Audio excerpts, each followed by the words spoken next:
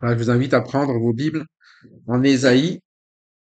Ésaïe, nous allons aller chapitre 10 et nous allons prendre du verset 20 au verset 34, 20 à 34 de Ésaïe 10. On peut prendre deux versets chacun. Ça va. À partir de ma gauche à ma droite.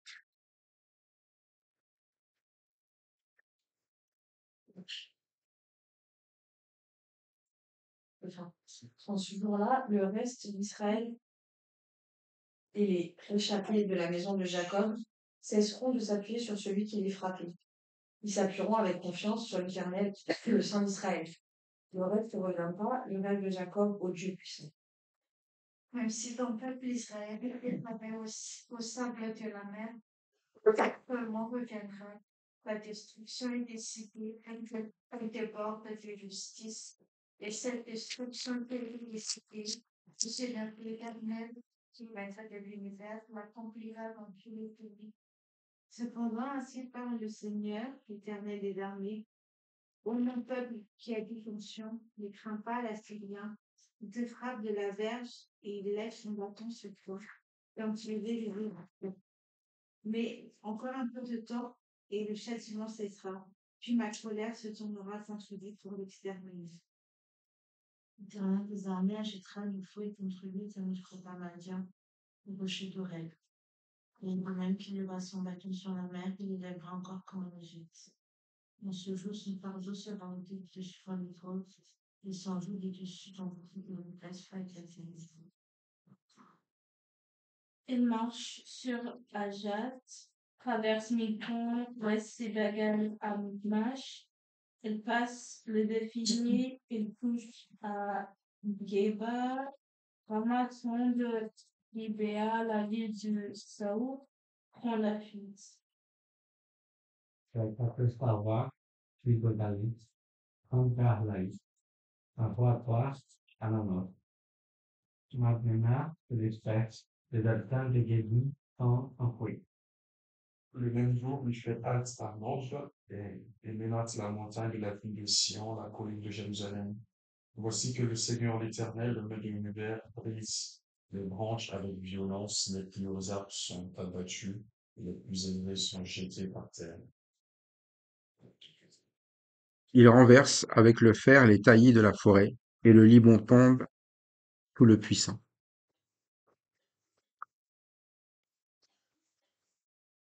Quand on démarre ce verset 20, c'est en ce jour-là. De quel jour est-ce qu'on parle? Le jour du malheur pour la Syrie. On l'a vu auparavant, il y avait des malheurs pour ceux qui, au final, n'ont pas agi euh, tel que Dieu le demandait, ceux qui refusaient la justice aux pauvres, qui ravissaient le droit des malheureux, qui faisaient des veuves leur proie. Malheur aussi à l'Assyrien, qui pensait que c'est par sa force qu'il agissait, alors qu'il était juste et bien la hache dans la main de Dieu. Malheur au final à ceux qui pensent être assez forts, mais aussi qui, dans leur force, montrent que ce n'est pas l'œuvre de Dieu, c'est-à-dire qu'ils sont en train de détruire et au final d'amener les autres dans la destruction aussi. Le malheur, c'est ça. Mais en ce jour-là, il dit, il y a ce qu'on appelle le reste. Quand on parle de reste, c'est comme quand vous avez mangé un repas, théoriquement, le reste, il ne doit pas rester grand-chose. Le reste, ce sont des miettes. Le reste, c'est peu de choses. Mais ce peu de choses, c'est ce que Dieu appelle des réchappés, des restes, c'est-à-dire ceux qui vont vivre non pas le malheur, mais autre chose. Ceux qui restent. Souvent, on pense que la majorité, c'est ce qui est bon, mais en réalité, avec Dieu, ce qui est bon, c'est ce qui reste. C'est un peu comme il y a eh bien des sacrifices. Ce qui est consumé, c'est ce qui n'est pas à Dieu, et ce qui est consommable, c'est ce qui va rester au final que Dieu va utiliser. Et la question dès le démarrage, c'est au final, est-ce qu'on fait partie du reste ou on fait partie de la majorité? Parce que c'est important de savoir Non. Parce que tout le monde aimerait dire, oui, mais moi, je suis d'Israël du reste. Moi, je suis des réchappés. Moi, je suis à racheter. Mais il dit d'abord, ces personnes-là, ce sont les personnes qui ne font plus quoi? Qu'est-ce qu'ils arrêtent de faire? Le reste d'Israël et les réchappés de la maison de Jacob cesseront de s'appuyer sur celui qui les frappait. Ils s'appuieront avec confiance sur l'Éternel, le Saint d'Israël. C'est ça le reste. On reconnaît le reste, au final, à sa décision, sa conduite, mais sa conduite par rapport à quoi? Par rapport à ce en quoi il se confie, en qui il se confie. Oui, c'est pour ça que nous voyons toujours que l'important, la majorité a l'air fort, comme les Assyriens. Mais il y a le jour du malheur et il ne restera plus rien de ceux qui se croyaient forts. De ceux qui frappaient, eh bien, comme il est dit ici, si vous vous appuyez sur ceux qui frappaient, vous ne faites pas partie du reste. Parce que eux-mêmes ne resteront pas. Eux-mêmes ne subsisteront pas. C'est pour ça que même si on base notre manière de vivre sur les choses, eh bien, de ce monde, ces choses-là ne resteront pas. Ces choses-là ne construiront pas, ne bâtiront pas notre vie. Et souvent, c'est cela. Nous bâtissons nos modèles, eh bien, sur ce que pensent les gens. Nous bâtissons nos modèles sur, eh bien, ce qui est défini par les gens dans la société.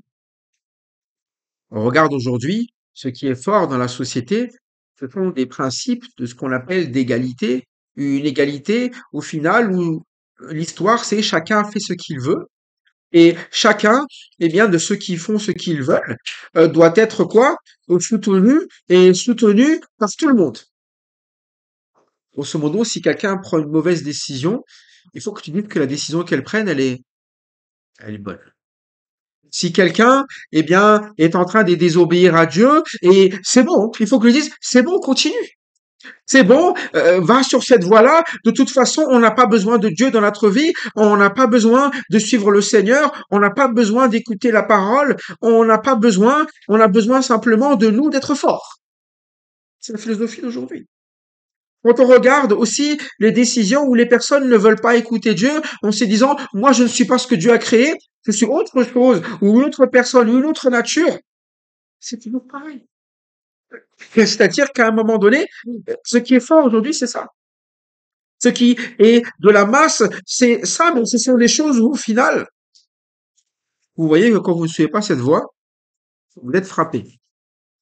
Si vous n'êtes pas d'accord avec le monde, ben, il y a des sujets sur lesquels le monde peut vous attaquer.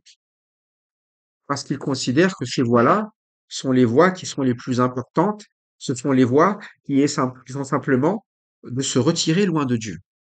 Et c'est ça, de se confier sur l'Assyrien. Quand vous vous confiez sur l'Assyrien, c'est pour oublier celui sur qui on doit se confier, c'est Dieu. C'est pour ça que si vous avez un message qui vous pousse à dire ayez confiance en vous, c'est pour dire vous n'avez pas besoin de Dieu. C'est pour ça que vous savez, on n'encourage pas les gens à dire aie confiance en toi. Dis non, aie confiance en. Ou pas, aie confiance en moi, aie confiance en Dieu. La raison pour laquelle vous acceptez de vivre les situations présentes que vous vivez dans votre vie, c'est parce que c'est Dieu qui vous a placé à ces endroits. Vous ne choisissez pas où vous naissez. Vous ne choisissez pas votre famille. Vous ne choisissez même pas le pays dans lequel vous êtes, où vous resterez. Et c'est ça, Israël. Ils étaient entre les mains de Dieu et Dieu faisait le choix de faire venir la Syrie et il va les amener. Mais il fallait faire confiance en Dieu dans tous ces moments-là. Et ici, au jour du malheur, eh bien, il fallait faire confiance à Dieu déjà depuis le début. Peut-être que dans la situation actuelle, vous vous sentez, eh bien, agressé par les pays extérieurs. Vous vous sentez abandonné parce que vous regardez les pays ailleurs, vous dites qu'ils sont forts. Mais il dit, à un moment donné, les réchappés, c'est ceux qui ne s'appuient pas sur ceux qui les frappaient, mais ils s'appuieront avec confiance sur l'Éternel, le Saint d'Israël. Quand vous appuyez sur quelque chose avec confiance, c'est un peu comme quand vous êtes assis sur vos chaises. Vous êtes complètement assis parce que vous êtes certain que la chaise, elle va tenir. Hein. Mais quand vous n'êtes pas confiant que la chaise va tenir, Là, vous utilisez vos cuisses, là, pour essayer de tenir un peu, pour être sûr au cas où si la chaise. Et c'est ça avec Dieu. Parfois, nous faisons un effort constant pour essayer de rester, alors que Dieu, il dit, mais je te soutiens. Mais quand vous faites confiance, vous lâchez tout. Vous n'essayez pas de faire un effort pour survivre. C'est pour ça qu'il parle ici de réchapper des personnes qui se sont sorties d'une situation duquel ils n'auraient jamais dû sortir. Mais pour pouvoir vivre cela, il faut arrêter de s'appuyer sur ce qui va casser, hein. Les Assyriens vont se casser un jour, dans le sens même terme de partir, mais aussi ils vont être brisés. Mais Dieu ne sera jamais brisé. Dieu ne va jamais disparaître. C'est pour ça que il faut faire confiance. Et si vous ne faites pas confiance, il y a toujours le temps, au verset 21, de quoi le reste, comment on sait qu'ils font partie du reste? Ils reviendront. Ça veut dire que il leur est arrivé quand même une chose avant d'être un reste. Ils étaient quoi? Ils étaient partis.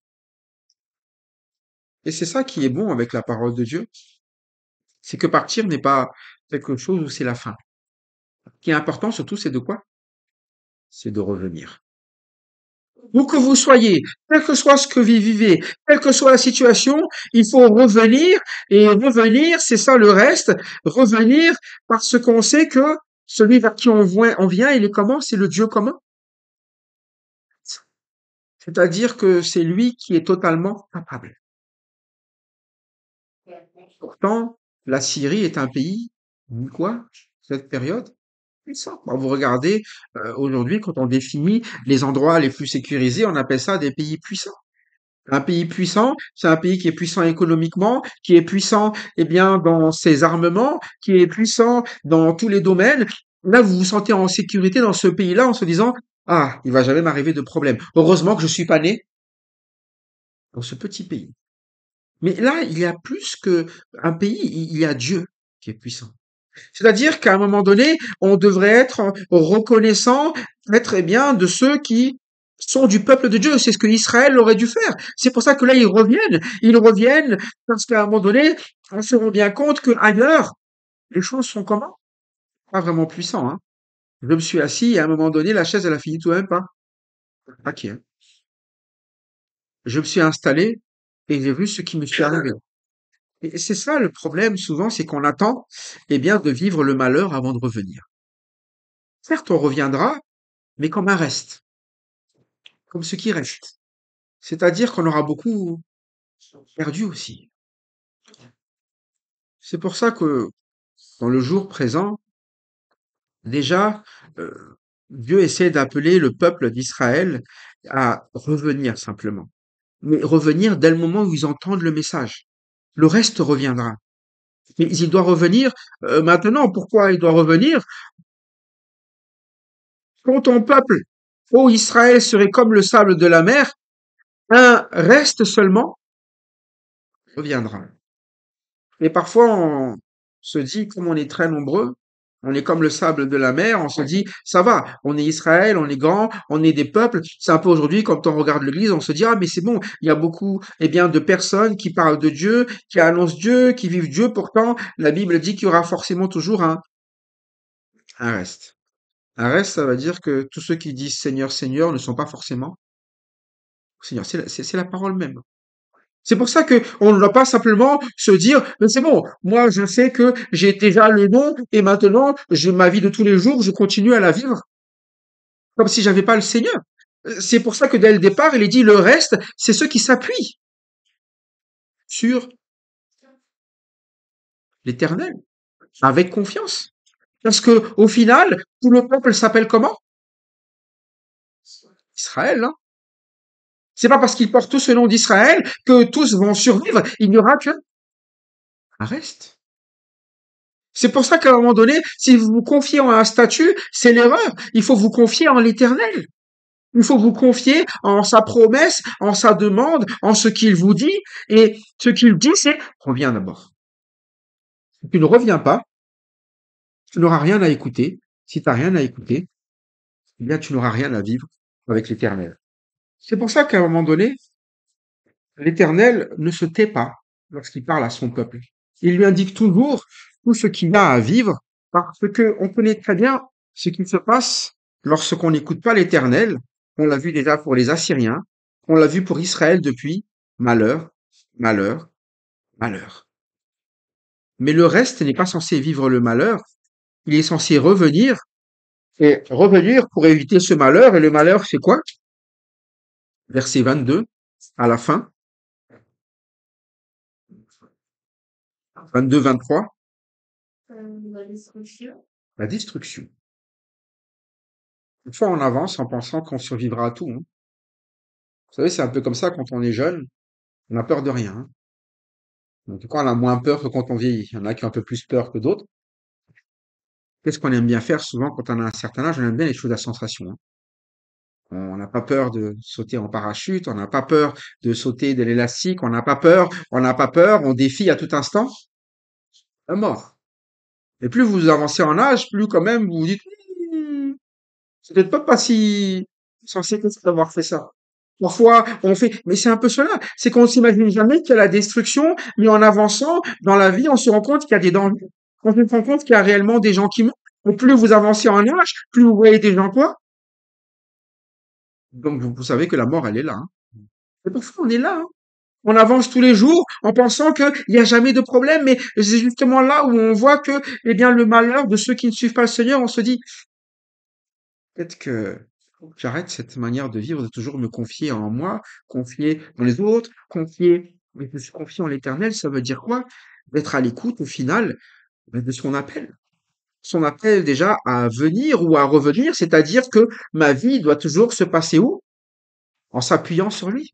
Pas juste être pas loin, pas juste qu'il est à la portée de vue, c'est vous vous appuyez sur quelqu'un, c'est qu'il se trouve où vis-à-vis de vous? Vous êtes déjà appuyé sur une chaise, vous vous êtes appuyé sur un mur, à quelle distance vous y êtes? C'est même plus que tout près, non? Vous êtes collé, non? Votre vie est attachée, hein, au Seigneur. Tout comme quand vous êtes vraiment assis, vous êtes réellement posé entièrement dessus, vous n'êtes pas à moitié ou un peu long. C'était ça la vie avec le Seigneur. Il ne s'agit pas de se dire, écoute Seigneur, j'ai une vie où je sais que je regarde toujours là où tu es. Non, j'ai une vie où là où tu es, moi aussi, je suis. Là où tu avances, c'est là où je m'appuierai. C'est-à-dire qu'à un moment donné, c'est lui sur lequel nous sommes et pas nous qui le portons pour l'amener à gauche ou à droite. Parce que parfois, c'est un appui normalement, c'est là où nous nous sommes posés. Et ce n'est pas Dieu qui s'appuie sur nous, sur nos choix, nos décisions, nos directions, mais c'est à nous de nous appuyer sur ses directions, ses choix, sa volonté. Ça veut dire que à chaque fois qu'il va vouloir quelque chose, si nous nous appuyons sur lui, nous serons toujours là où il veut. Et parfois, c'est le contraire. On est là en train de plutôt se dire, Dieu, je vais essayer de t'aider et je sais que tu as besoin de moi parce que, mais Dieu n'a pas besoin de nous. C'est nous qui avons besoin de lui. C'est nous qui avons besoin d'appui. C'est nous qui avons besoin pour ne pas tomber dans quoi? Dans la destruction. C'est pour ça que Dieu n'est pas là pour qu'on l'appelle lorsqu'on a besoin d'aide. Il est le sauveur. C'est comme respirer. Si vous n'avez pas d'oxygène, qu'est-ce qui va arriver? Vous mourrez. C'est pas juste, de temps en temps, j'ai besoin de respirer un peu d'oxygène et je repars, hein. C'est tout ce que je fais se base, ma vie, est appuyée sur quoi? Sur ça. Et c'est ça la vie avec Dieu. Ce n'est pas simplement d'appeler Dieu à l'aide quand j'ai besoin d'aide, c'est qu'il est ma vie, il est vraiment ce Dieu tout-puissant, il est celui qui est capable, eh bien, de me relever, mais je sais que quand je ne suis pas avec lui, je ne suis pas en lui, je ne suis pas en train de l'écouter, je suis en train de me mettre dans un état qu'on appelle quoi? La destruction. Et la destruction, il dit, elle est résolue. Ça veut dire qu'elle n'est pas négociable. Et parfois, les gens se disent, mais c'est pas gentil. Mais comment ça? C'est une loi, simplement. Si tu arrêtes de respirer, qu'est-ce qui va arriver? C'est une loi. Si tu sautes par la fenêtre, tu vas pas t'envoler, hein. C'est une loi. Et la vie de l'homme sans Dieu, c'est forcément quoi? La destruction. C'est une loi. Et la loi spirituelle, elle est cela. L'esprit sans Dieu, il est mort. C'est ça le vrai problème. C'est pour ça qu'à un moment donné, c'est la destruction. C'est pour ça qu'on amène les gens à Dieu, pour simplement qu'ils ont besoin de cela. Sans qu'ils ne sont pas en Dieu, ils sont morts. Hein. Mais quand ils sont à Dieu et qu'il y a l'esprit qui s'éteint, c'est comme s'ils étaient morts. Vous savez, c'est comme quelqu'un qui est dans le coma. Hein. Dans le coma, quand vous avez quelqu'un, tout le monde, c'est comme il était quoi? Il est mort. Hein. Qu'est-ce qu'il fait de plus? Sa mort.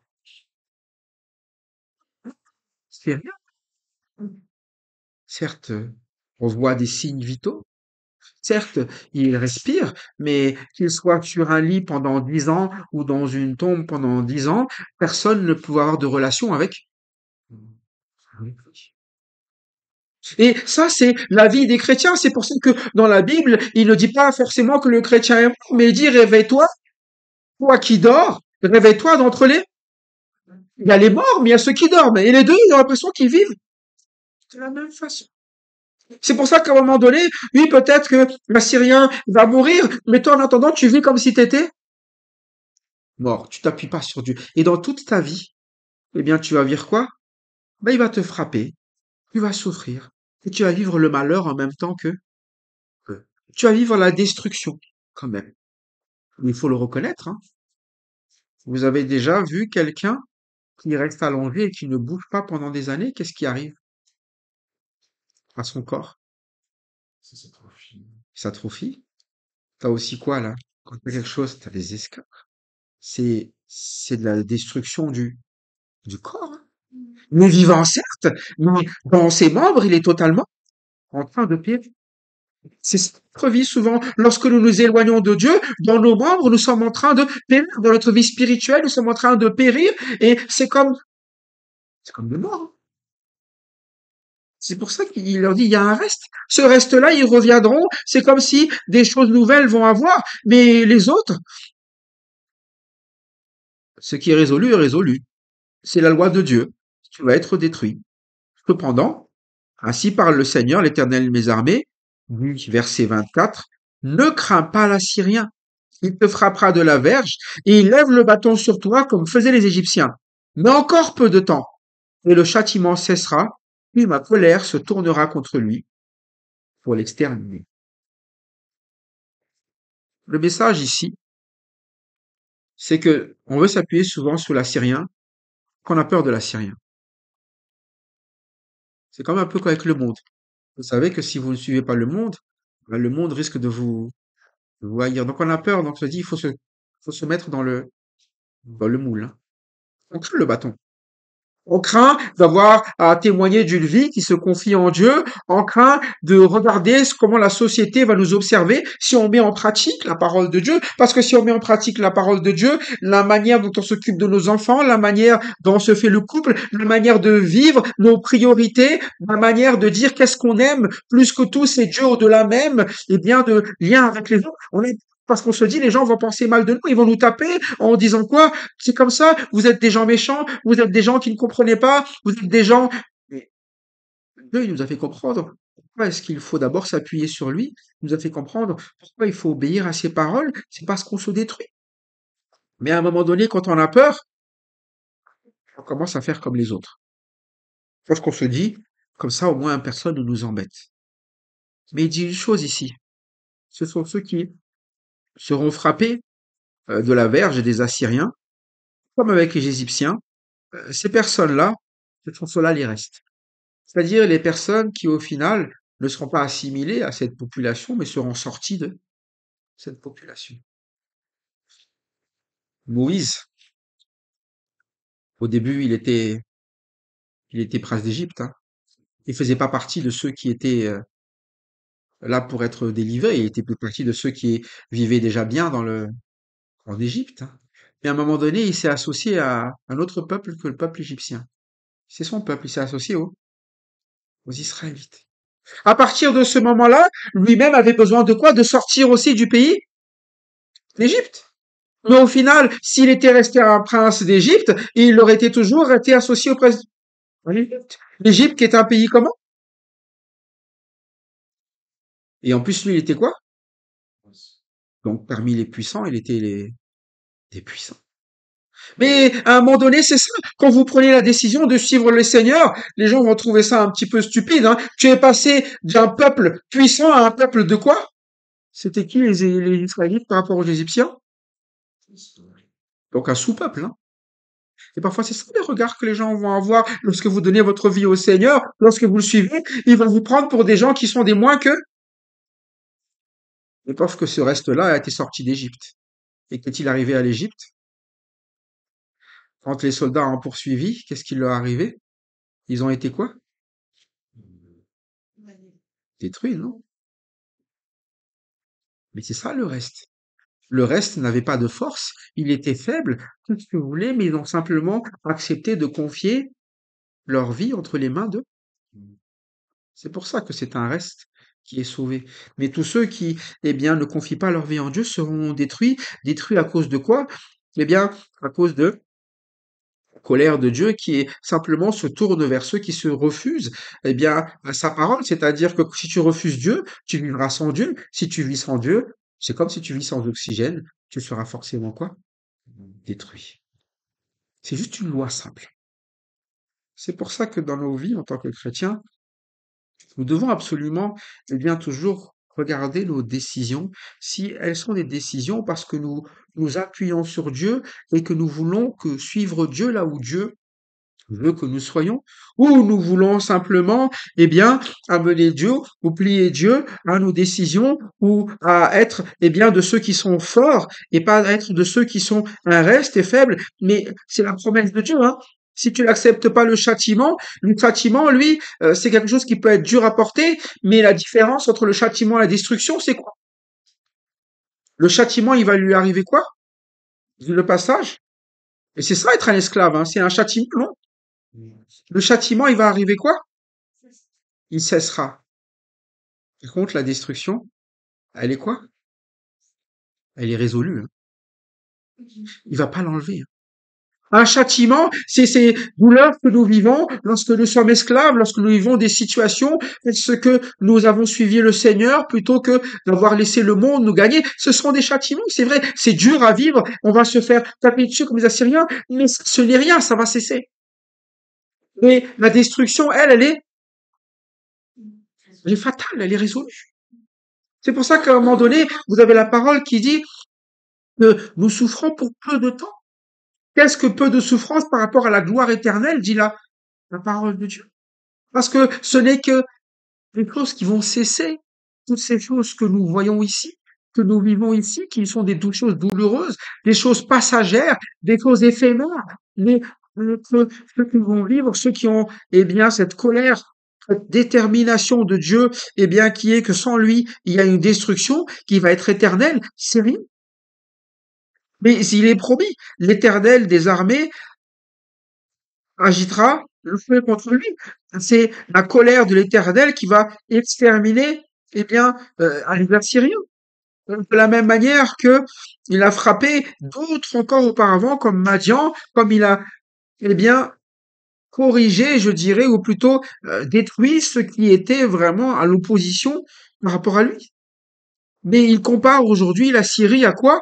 Eh bien, à ce temps où il y avait les Égyptiens, ce temps où, au final, l'Éternel a délivré en amenant quoi? Eh bien, la sortie de l'Égypte. Et il est en train de dire ici, euh, l'Éternel est toujours capable de faire de même, c'est-à-dire de nous faire sortir de cet esclavage, de ce châtiment, mais il explique quand même encore peu de temps. Encore peu de temps, ça veut dire que c'est pas maintenant. Et souvent, c'est là où nous sommes éprouvés, c'est dans le encore peu de temps. Et pourtant, c'est là ce que Dieu veut voir. S'il part tout de suite, est-ce que tu vas toujours t'appuyer sur l'Éternel? Ou est-ce que tu vas attendre en te disant, écoute, moi, je veux bien croire en Dieu si Dieu ait fait les choses comme je le demande? Ou tu vas dire, je Je fais confiance à l'Éternel, que ça soit, eh bien, encore peu de temps, que ça dure une semaine, 2 semaines, 1 an, 2 ans, je fais toujours confiance. Et souvent, c'est ça le problème dans les encore peu de temps, c'est que souvent le décisionnaire du temps, bah, nous voudrions que ça soit nous. Bon, l'Éternel, le châtiment, il cessera, mais moi je veux que ça cesse. Oui, mais moi je veux que tu t'appuies sur moi. Et sans le châtiment, le problème, c'est que tu as tendance à quoi? À ne pas t'appuyer sur moi. Quand tu penses être fort, c'est là que tu m'oublies. Et c'était ça avec Israël. À chaque fois que les problèmes disparaissaient, qu'est-ce qui se passait? Ils commençaient à construire des autres dieux. Mais c'est ça la réalité de l'homme. C'est pas que Israël, hein. Et c'est pour ça que souvent Dieu nous ramène à lui en acceptant que nous vivions quoi? Des choses qui sont difficiles, des épreuves, des châtiments, pour rappeler toujours quoi? Il faut s'appuyer sur. Mais tant qu'on s'appuie pas, on va toujours être étonné que la chaise, elle quoi? Elle casse, hein. Et pourquoi ma chaise s'est cassée? Mais on t'a dit que la chaise, elle était fragile. Choisis la chaise qui est la chaise solide. Appuie-toi sur le Seigneur. Rentre dans cette vie qui est la sienne. À chaque fois que tu dégageras de sa vie, tu vas toujours, eh bien, dire ça tient mieux. Ouais, c'est un peu comme cela. Vous êtes assis sur quelque chose, vous oubliez que vous y êtes, non? Là, je suis assis sur une chaise. Comme je la vois pas, c'est pas attention, mais pourtant, vous me retirez cette chaise. Qu'est-ce qui va se passer tout de suite? Je vais me rappeler qu'il y a une chaise, non? Et je vais me rappeler, et ça va faire mal. Mais souvent, quand tu es assis là, tu regardes les autres chaises, et tu dis, oh, ben, elle est quand même mieux là-bas, là. Oh, c'est quand même mieux ici.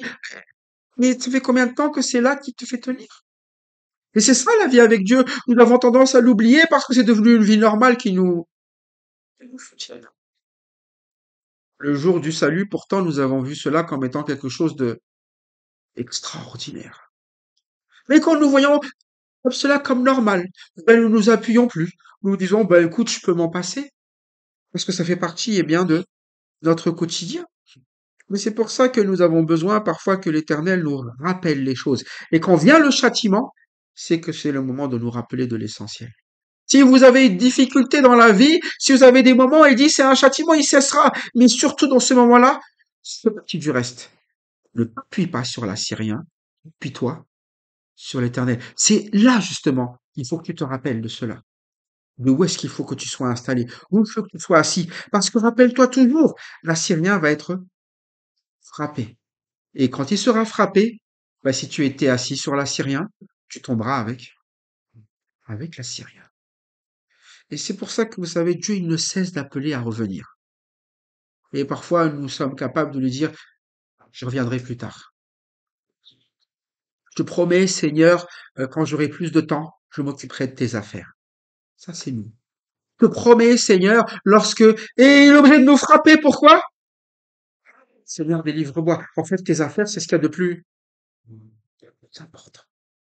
Et c'est pour ça que, à un moment donné, que nous ne soyons pas, eh bien, des personnes qui fonctionnons toujours comme des châtiments. Qu'est-ce qu'il a dit déjà pour Israël? De quel châtiment je vais encore devoir te frapper?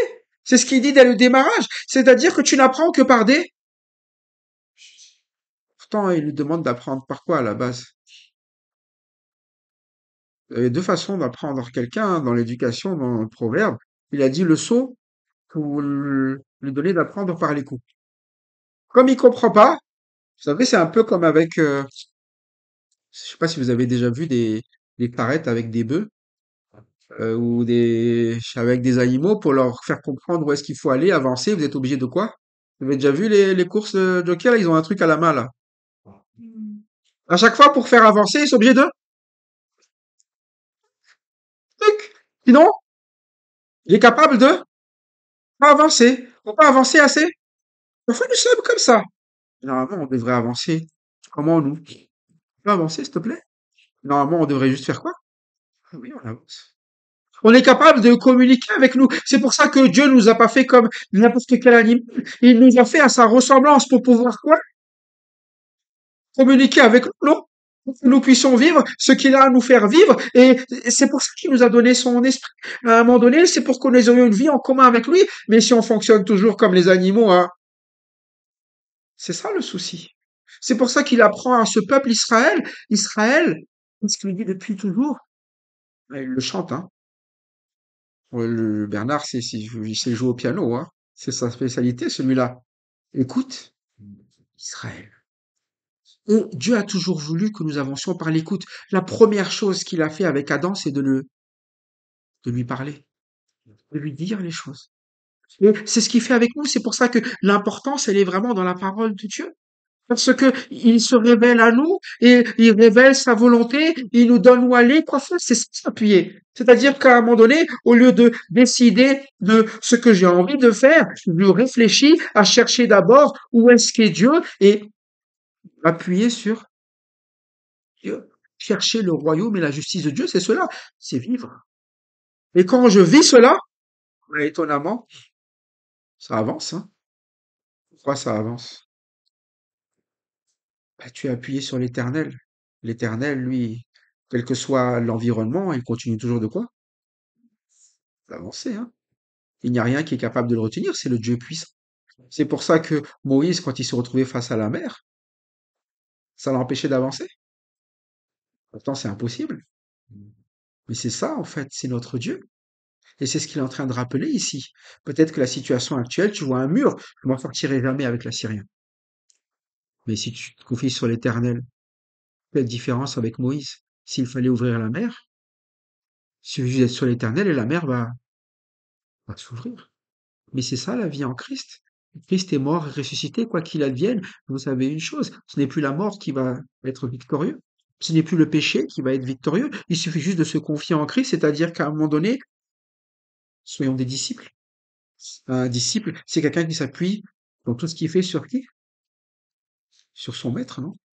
Il ne fait rien qui ne soit pas en accord avec ce que dit son maître. Et c'est ça la confiance. La confiance des disciples, à chaque fois que le Seigneur les a envoyés quelque part, bah, tu iras là-bas, tu détacheras un âne, puis tu prépareras. Est-ce qu'ils ont eu un moment donné, ah, ouais, c'était pas le bon endroit, il faut aller. À chaque fois, ils y allaient, et ça se passait exactement.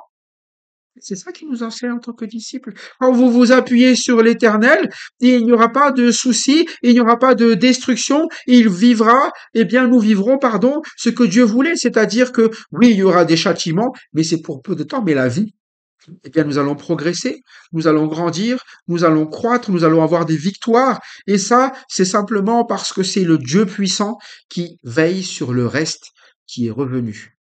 Ne cherchons donc pas bien à faire partie du grand nombre, mais cherchons à faire partie du reste, de ceux qui se confient sur l'Éternel et bâtissent leur vie sur l'Éternel en étant assis fermement, sans hésiter, et que le Seigneur simplement, eh bien, nous fasse avancer et nous fasse, eh bien, nous relever de toutes les situations que le monde, eh bien, nous fait vivre, mais aussi des situations que nous avons laissé faire, ce que nous avions suivi le monde.